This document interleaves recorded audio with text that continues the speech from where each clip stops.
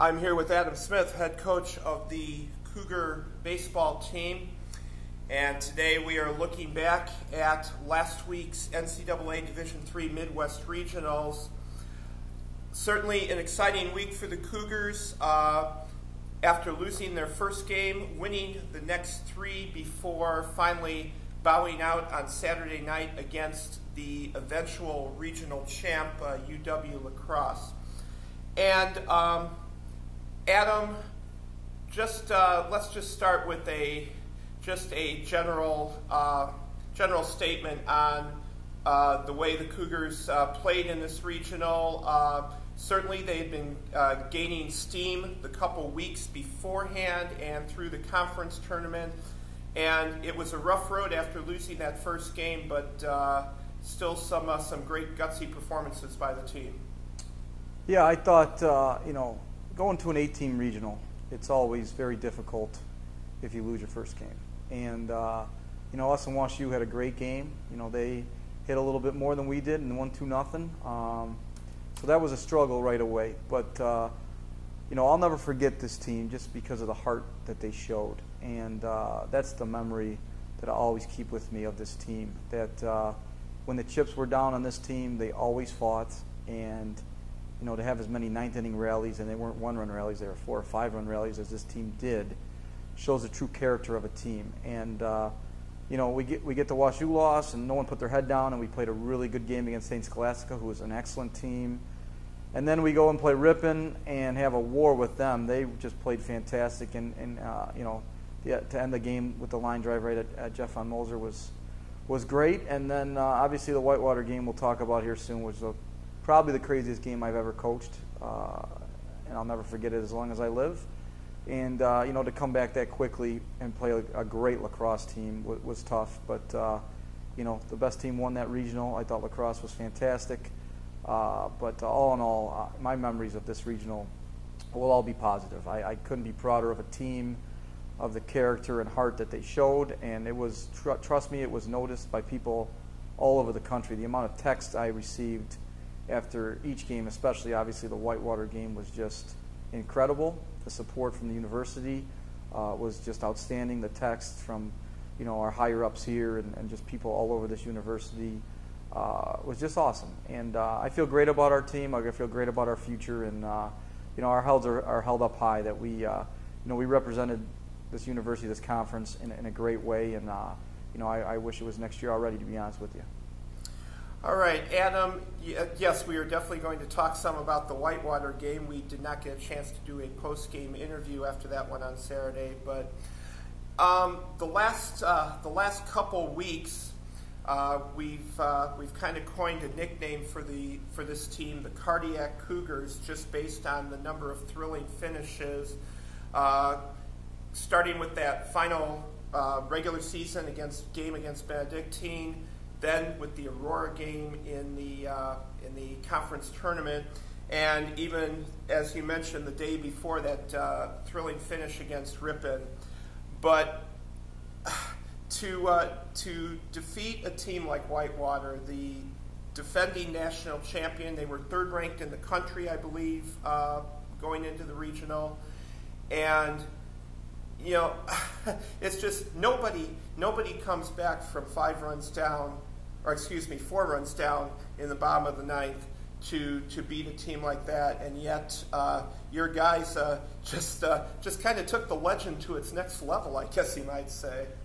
Yeah, that game, it didn't start well. Obviously, they get the 4 runs early, and they get up 7-0. And the part I love most about our team is, even it was 7-0, guys were up, guys were positive. We got a run in the 7th, we got 2 in the 8th, and even at 7-3, most teams against Whitewater, the defending national champions, would be like, it was a great year.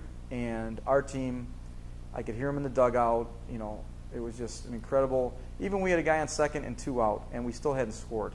Our dugout was the same. We had great at bats. We drew 3 walks, and they weren't 4-pitch walks by any means. They were really good at bats.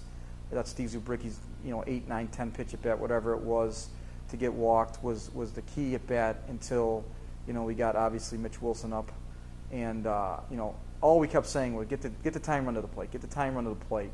And once we did that and Mitch was up, I had a great feeling. Mitch has been one of our best players all year, and we said it with McTague on the mound against Ripon. If Mitch gets an out right there, I feel great about our year.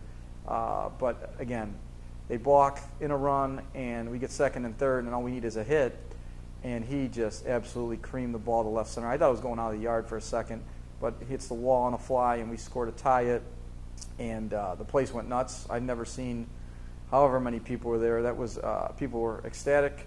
And then Doug Matthews comes up and does his thing, and he's learned so much this year, become a complete hitter, and he hits the ball up the middle for a hit, and we win the game. And that was, I'd say, the best, probably the most historic and best game in Concordia history. I'd challenge anyone to say any game was better than that against a team of that caliber, because Whitewater is the best team we played all year until we obviously played lacrosse. But Whitewater was fantastic. Up and down their lineup, they were just unbelievable.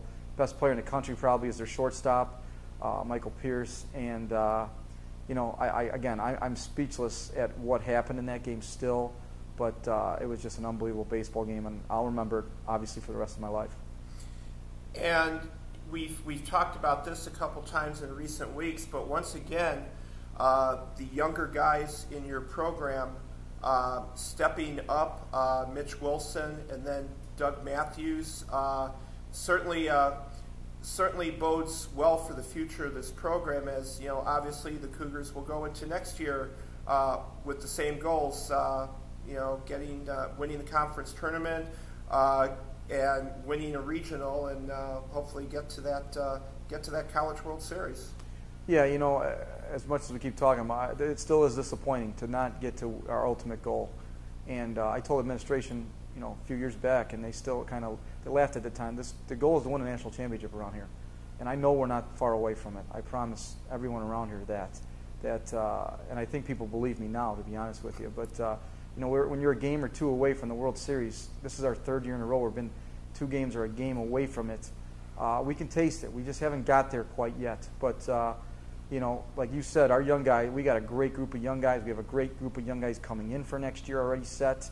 We're looking for 1 or 2 more now that we're trying to close down. But, all in all, our future is very, very bright. I am so excited to be here and coach this team and to coach next year's team and, teams after that. But, we got a great thing going around here. I want to keep it going, keep bringing in just high-character, great kids that can really play baseball. And, we're going to keep looking to do that around here. All right.